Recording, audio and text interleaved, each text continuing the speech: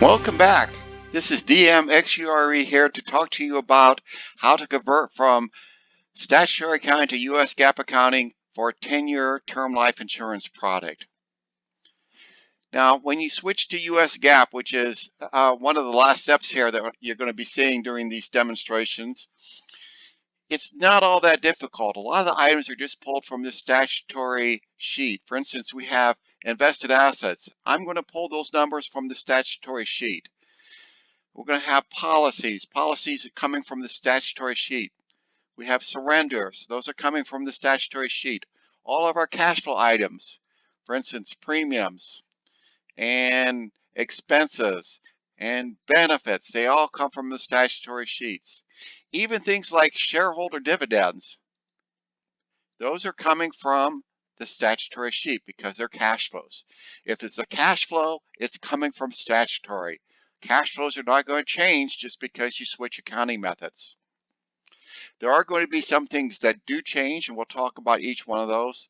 The very first one is going to be the reserves, and we're going to recalculate the reserves using a US GAAP basis down below on this particular sheet. Now, I'm not going to go into detail on the whole calculation. You can look at it later if you'd like to, but it's the exact same type of calculation that was used for a statutory basis. The only difference here is that we're using best estimate assumptions rather than the conservative assumptions. And so we're going to come up with the lower reserve. So in this case here is 261. I'm going to take a second look back at the statutory sheet. The reserve here on a statutory basis is 290. So you can see that US GAAP is quite a bit lower there.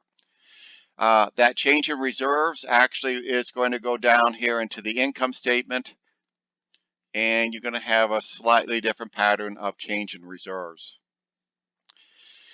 We're also going to have something called a deferred acquisition cost asset. The idea here is we had those big selling expenses, 1.8 million, and we want to spread those out over the life of the product here. So we set up an asset here, or this is the change in the DAC asset from up here. That's going to counteract that big expense down here for sales expenses. Now, the whole calculation is not really difficult. I'm going to pull down to the bottom of the page where I do the DAC calculation. We start off with a DAC asset of 1.8 million, which is our selling expense, and then we'll amortize it in proportion to the number of policies in force at future periods.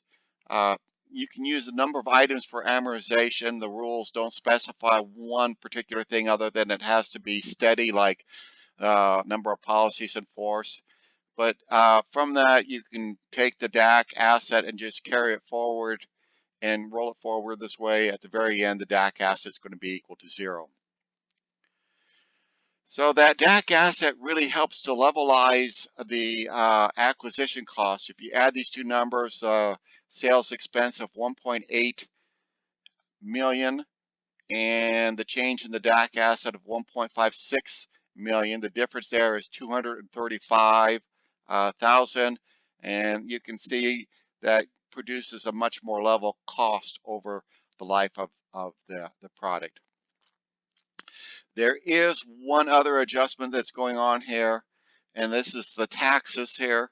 This is not quite the cash flow taxes that we had on the other sheet.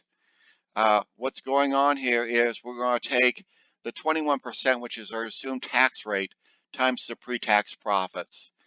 Now, this doesn't work out where you get the exact same cash flow here, and because we don't have the exact same cash flow, we're going to have to make some type of balancing item up here on the balance sheet, and we do so with the deferred tax liability. Deferred tax liability starts off with the previous deferred tax liability and puts in the difference between the statutory and US GAAP taxes. That's what this stands for up here.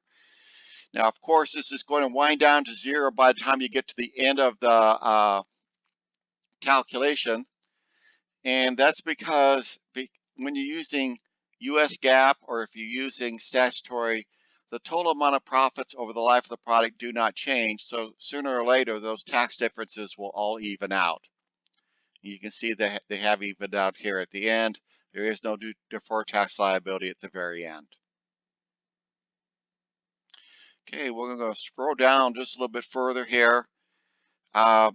You can do an equity roll forward. This is a really good calculation just to make sure everything's working. We start off with zero net worth at the beginning or zero equity, add in the profits. We can go to the statutory side and get those capital injections or shareholder dividends. We add those all up and we get the ending net worth or ending equity. Well, 2.29 million. Guess what? That equals assets minus liabilities up here. So you can do assets minus liabilities, or you can do a roll forward. You should get the exact same number. The internal rate of return. Some people complain that, maybe you're using a statutory internal rate of return and you like to have a US GAAP internal rate of return. Well, it turns out they're the exact same number. And the reason they're exact same number is this internal rate of return is based off of cash flows.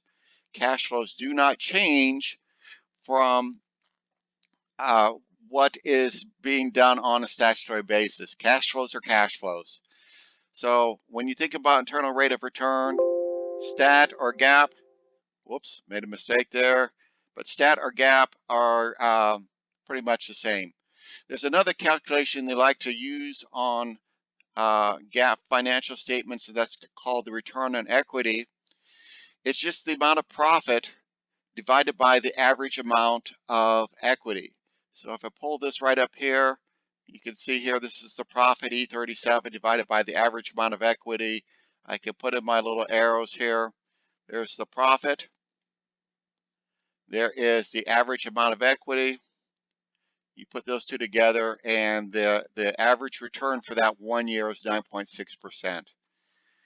Well, you can see that, 12.9, 33.5. You got a lot of variation here over the years.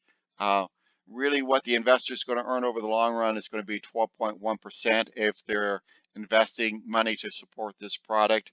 But the pattern of profitability is going to be an important decision-making tool to decide whether or not to go with a particular product. So with that, you have the US GAAP conversion. The conversion is complete. There's going to be 2 more videos. The next one's going to be showing you how to look at a source of earnings. And then finally, the last video will be on controls to make sure that everything in the spreadsheets is working as intended. Thank you for watching.